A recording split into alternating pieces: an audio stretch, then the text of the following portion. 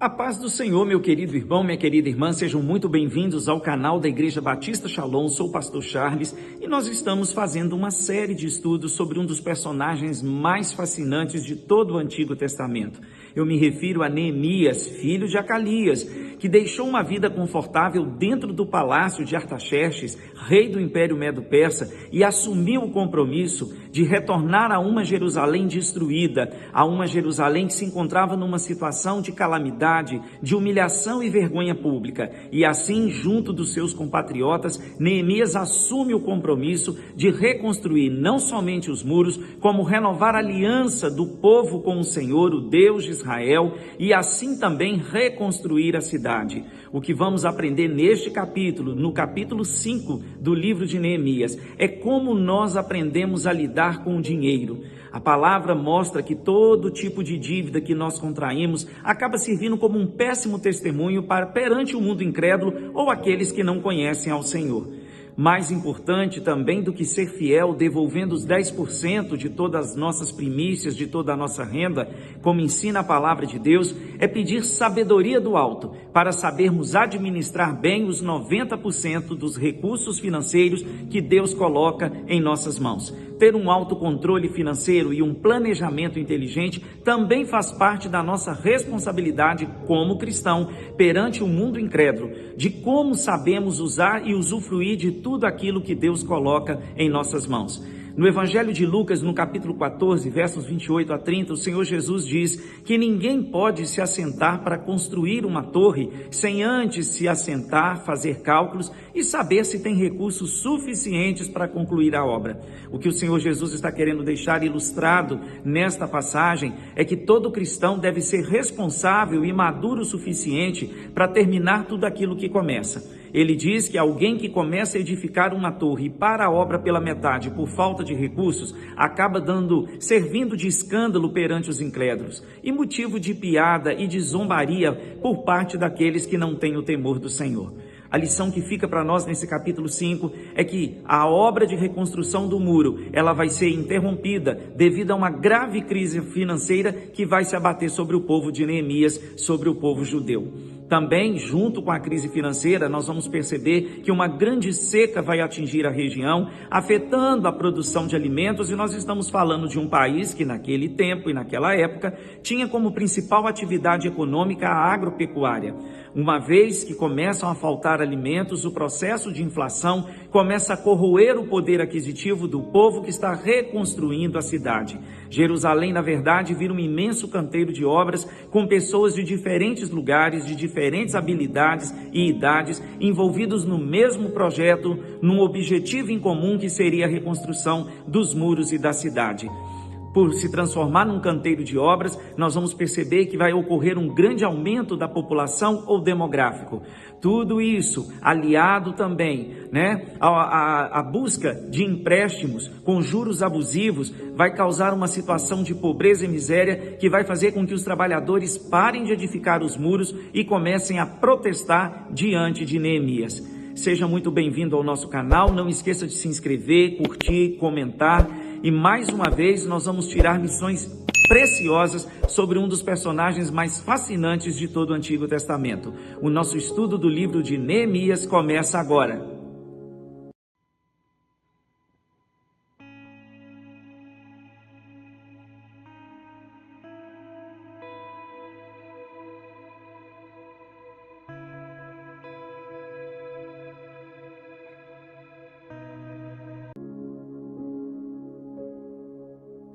Continuando no estudo do nosso capítulo 5, nós vamos ver que a crise financeira que vai paralisar ou interromper a reconstrução dos muros de Jerusalém, ela é resultado da combinação de vários fatores.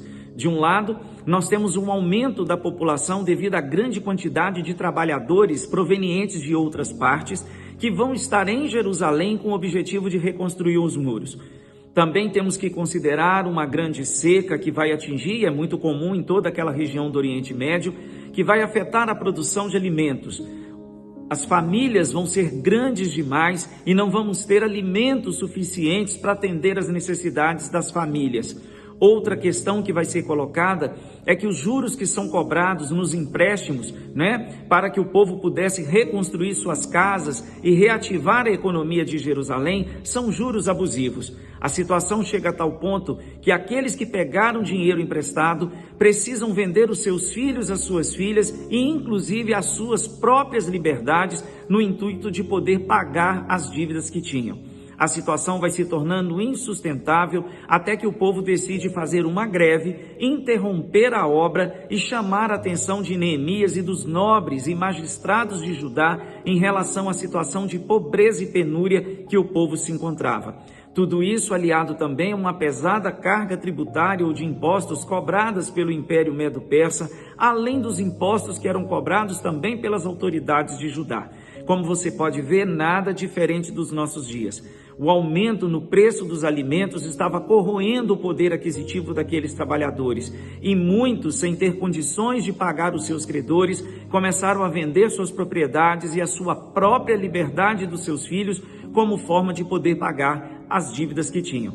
Eu quero chamar a atenção porque há um texto em Deuteronômio, no capítulo 15, nós vamos ler aqui a partir dos versos 12 a 14, onde está escrito na lei de Moisés que toda vez que um israelita contraísse uma dívida, ele poderia vender a sua liberdade por um prazo de até 6 anos. E no sétimo ano, ele deveria receber a sua alforria e, claro, recursos suficientes para que ele pudesse recomeçar a sua vida. Nós percebemos nesse texto que um escravo hebreu, ele era tratado de forma diferente e tudo já estava escrito e previsto na lei de Moisés, conforme ele havia dado ao povo muito antes deles entrarem na terra prometida. O texto de Deuteronômio 15, versos 12 a 14, diz o seguinte: quando um israelita, seja homem, seja mulher, for vendido a você como escravo, ele ficará a seu serviço por 6 anos.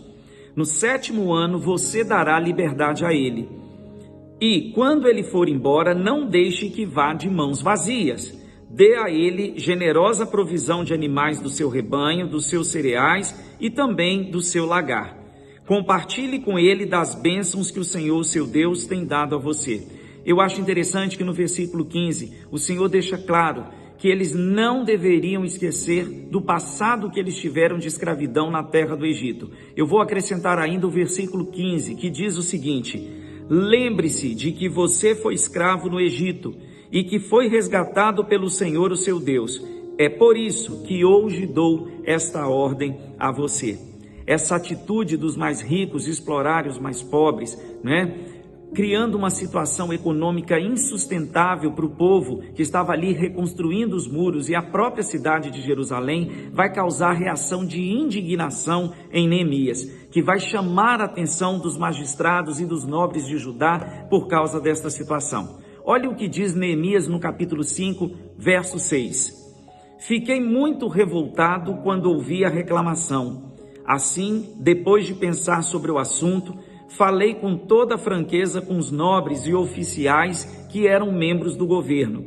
O que vocês estão fazendo? Perguntei. Como tem coragem de cobrar juros dos seus irmãos? Então convoquei um julgamento público para tratar com eles.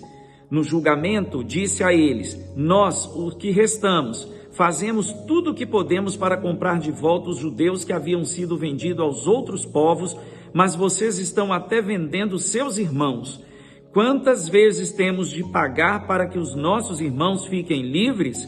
E eles nada tinham para dizer em sua própria defesa. Nós percebemos que diante de uma situação de exploração, Neemias não ficou calado e nem foi omisso diante deste cenário de exploração dos mais pobres. Ao ficar indignado, ele vai reunir as pessoas que eram responsáveis por esse caos econômico e por esta dificuldade que todo o seu povo estava enfrentando. Agora era hora de chamar a atenção publicamente dos nobres, dos magistrados, de todos aqueles que faziam parte do seu governo. É um sonho de todos nós que as nossas autoridades realmente se importem com o bem-estar da população que confiou a eles o voto na hora das eleições.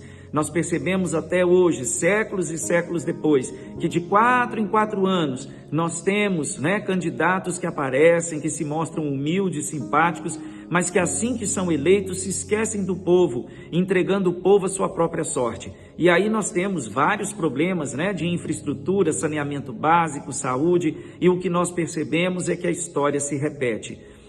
E aí nós vemos que Neemias vai chamar a atenção que ao escravizarem o seu próprio povo, eles estão dando um péssimo testemunho perante os gentios, perante os povos que não eram judeus, que não tinham a lei do Senhor e não tinham o temor do Senhor em seus corações.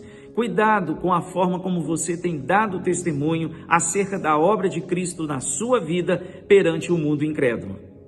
A indignação de Neemias era resultado do simples fato do povo não estar cumprindo o que estava escrito na lei do Senhor. É muito triste quando nós vemos irmãos, pessoas que dizem ser cristãs, viverem um estilo de vida muito parecido com aqueles de quem não conhecem ao Senhor, que não tiveram a luz de Cristo iluminando seus corações e suas mentes, como teoricamente nós pressupomos que tem acontecido com cada um de nós. A indignação de Neemias foi simplesmente baseada no fato de que aquele povo era um povo que conhecia o que estava escrito na lei do Senhor e, no entanto, por uma situação de desobediência, toda a população estava sofrendo por causa disso. Eu vou deixar como referência para você ler na sua casa Êxodo 22, 25 e também Levítico 25, dos versos 35 a 41. Eu vou ler aqui uma breve passagem também no livro de Deuteronômio, no capítulo 23, versos 19 e 20, onde o Senhor deixa claro que em situações onde fosse necessário se realizar empréstimo de dinheiro para um outro israelita, quais eram as regras que deveriam ser seguidas. O texto de Deuteronômio 23, 19 e 20 diz o seguinte: não cobrem juros de um irmão israelita sobre empréstimo feito a ele, nem de dinheiro, nem de alimento ou qualquer outra coisa que se empresta a juros. Vocês poderão cobrar juros de um estrangeiro, mas nunca de um irmão israelita, para que o Senhor, o seu Deus, os abençoe em todos os seus empreendimentos na terra em que estão entrando para tomar posse. Eu fico imaginando como Sambalate, Tobias e Gesem devem ter se alegrado quando finalmente eles viram a reconstrução dos muros, a obra ser paralisada, porque desde o início eles sempre se opuseram à ideia da reconstrução e quando o projeto começou a ser executado. É muito triste quando nós percebemos, em pleno século XXI, vários escândalos na igreja envolvendo líderes, liderados, pessoas que deveriam estar servindo como um exemplo e como uma referência do reino dos céus aqui na terra. A palavra na lei de Moisés dizia claramente que ao fazer um empréstimo não era permitido que se cobrasse juros de outro judeu. E a situação no tempo de Neemias era que os juros eram cobrados e de forma abusiva, a tal ponto que aqueles que contraíram os empréstimos se viam obrigados a vender suas propriedades, suas casas, as plantações, venderem a si mesmos a sua própria liberdade, e quando tudo isso não era suficiente, ainda tinham que vender os seus filhos como forma de conseguir arcar e cumprir aquele empréstimo feito junto aos seus credores. Que isso sirva de exemplo para nós, A gente ainda vive um tempo onde tem pessoas que adoram, se sentem confortáveis dentro de uma mente cauterizada em explorar seus próprios irmãos. Fico alerta, aquilo que está escrito na palavra de Deus vale até os nossos dias. Irmãos, todas as vezes em que nós nos vemos diante de uma situação de injustiça, ficarmos indignados, somente indignados, sem fazer absolutamente nada para reverter essa situação, também é pecado diante do Senhor. Neemias, ele vai repreender os nobres, os magistrados, mas ele também vai tomar providências para resolver esse problema. No verso 10 do capítulo 5 está escrito o seguinte: eu e meus irmãos e meus homens temos emprestado dinheiro e cereais a nossos irmãos judeus, mas agora todos nós vamos parar de cobrar juros. Devolvam a eles as suas terras, suas vinhas, suas plantações de oliveiras e suas casas hoje mesmo, e também a 100ª parte do dinheiro, do trigo, do vinho e do azeite. E os magistrados, os poderosos, os mais ricos que estavam oprimindo os mais pobres, vão responder o seguinte: nós devolveremos tudo o que foi citado e não exigiremos mais nada deles. Vamos fazer o que você está pedindo. Depois convoquei os sacerdotes e fiz com que aqueles homens jurassem diante de testemunhas que cumpririam essa promessa. Eu acho interessante nessa passagem que Neemias não somente confronta os nobres, os ricos, os magistrados, membros do seu governo, como ele também convoca os sacerdotes para que eles pudessem confirmar que iriam mudar a sua postura diante dos sacerdotes. Os sacerdotes aqui representam a figura de Deus, e todo o povo de Israel, todo o povo judeu sempre soube sobre a responsabilidade e a gravidade de se fazer um voto diante de Deus. Se você quiser, depois leia Eclesiastes capítulo 5, versos 4 e 5, que a palavra nos exorta a não fazermos votos diante de Deus que nós não estivermos verdadeiramente comprometidos a cumprirmos esses votos diante do Senhor. E aí a história diz, que eles vão reunir os sacerdotes e vão confirmar de que eles vão mudar a sua postura e a sua atitude diante do próprio Deus. No verso 13, Neemias vai dizer o seguinte: e depois sacudi a faixa do meu manto e disse, que Deus os sacuda de seus lares e do seu sustento, e que se vocês deixarem de cumprir esta promessa, tal pessoa seja sacudida e esvaziada. E todo o povo gritou, amém, louvando o Senhor, e o povo cumpriu o que havia prometido. Esse texto é um texto muito interessante, que fala, sobre como que uma quebra de um voto feito diante de Deus pode trazer grandes prejuízos emocionais, materiais e até espirituais para cada um de nós. Ainda em Deuteronômio, no capítulo 23, dos versos 21 a 23, lá está escrito sobre o que nós temos que fazer quando assumimos um voto diante do Senhor.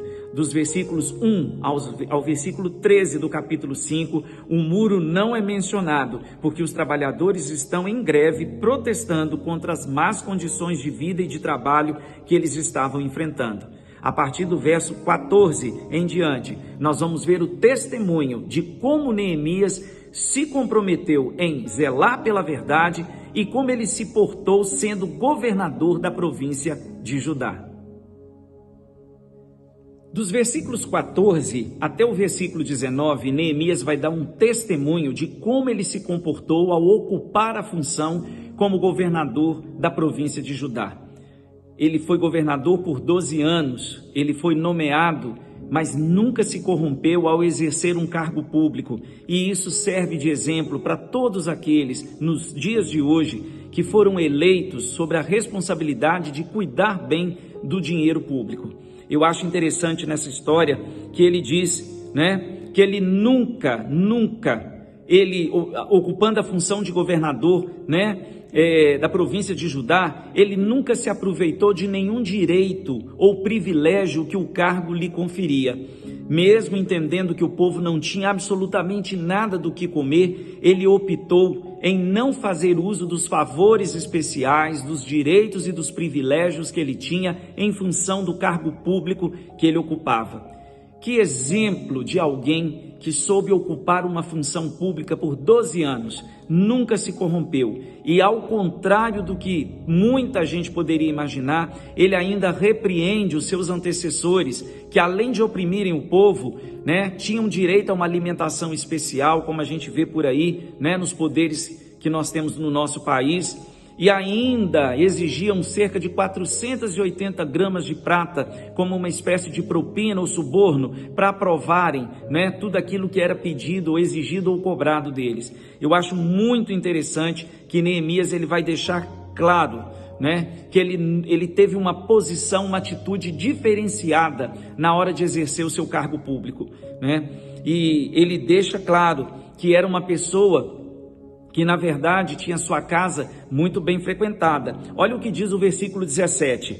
Além disso, 150 homens, entre judeus do povo e seus oficiais, comiam à minha mesa, além dos visitantes das nações vizinhas. A alimentação necessária para cada dia era de 1 boi, 6 ovelhas gordas, um grande número de aves domésticas, e precisávamos de um grande abastecimento de todos os tipos de vinho a cada 10 dias. No entanto, eu fui contrário a cobrar um imposto especial do povo destinado ao governador, pois todos já estavam passando por tempos difíceis. Eu acho tão diferente a posição de Neemias em relação a Salomão, né? Se você ler os capítulos 10 e 11 de 1 Reis, vocês vão perceber que Salomão se tornou o homem mais rico da sua época, mas ele perdeu de vista, né, os seus objetivos, os seus projetos principais. Quando o Senhor aparece a ele pela primeira vez e que ele pede sabedoria para julgar, né, tendo discernimento do que era certo e errado aos olhos de Deus para conduzir aquele povo, a gente percebe em Salomão um homem humilde, que tinha o desejo honesto e sincero de servir ao seu povo, mas ele se enriqueceu e a palavra diz que as riquezas ofuscaram a sua sabedoria. E aqui nós vemos Neemias, né, que recebia cerca de 150 pessoas em sua casa, e olha a quantidade de alimentos que tinham que ser preparados numa época que não havia hipermercado, supermercado, né? Eles tinham que abater ovelhas, tinham que abater os bois, tinham que servir, né, aves domésticas, tinham que servir bebidas. O vinho era bebida muito comum servida às autoridades naquele tempo, e ele diz que mesmo fazendo isso, ele nunca cobrou nada mais do povo, porque o povo já estava enfrentando tempos difíceis. Neemias, né, ele se manteve sensível às necessidades do seu povo, né, sobrecarregado e que já vivia uma vida oprimida pelo excesso de carga de impostos ou carga tributária a qual eles estavam sujeitos e tinham que pagar, tanto para o imperador Medo-Persa quanto para os seus compatriotas em Judá. E concluindo o capítulo 5, a lição que fica é que Neemias, ele nunca se aproveitou dos privilégios que ele tinha como governador da província de Judá. Eu acho interessante que ele reconhece que ele foi promovido graças ao Deus a quem ele tanto amava, a quem ele cria e servia, né? Ele resistiu à tentação de tirar proveito dos privilégios que o cargo que ele ocupava lhe oferecia, né? Ele lutou contra o jeito antigo de se fazer política, aqueles que vieram antes dele, os seus antecessores, e ele não passou por cima das pessoas subordinadas à sua autoridade. E é por isso que no verso 19 ele diz o seguinte: ó meu Deus, por favor, lembre-se de tudo que eu tenho feito por essas pessoas e abençoa-me por isso. A história de Neemias ocupando um cargo público serve de inspiração para todos aqueles que verdadeiramente desejam promover o bem-estar, né, da comunidade em que vivem. Todos nós que ocupamos uma posição de autoridade temos que entender que fomos posicionados nesses cargos com o objetivo de servirmos ao próximo, né? Esse é o intuito. A palavra deixa claro que todos nós um dia prestaremos contas à maior autoridade que existe sobre toda a humanidade, que é o próprio Deus. Neemias encerra o capítulo 5, né, agradecendo a Deus pelo privilégio de poder servir aos seus compatriotas e de nunca ter se corrompido ou de ter tirado proveito dos privilégios que ele tinha. No capítulo 6, tema do nosso próximo vídeo, nós vamos ver que finalmente os muros vão ser reconstruídos e a cidade vai poder voltar à sua antiga vida social e econômica, e o maior desafio começa exatamente depois que os muros são concluídos. A renovação da aliança espiritual entre o povo que voltou do exílio babilônico com o Deus de Israel.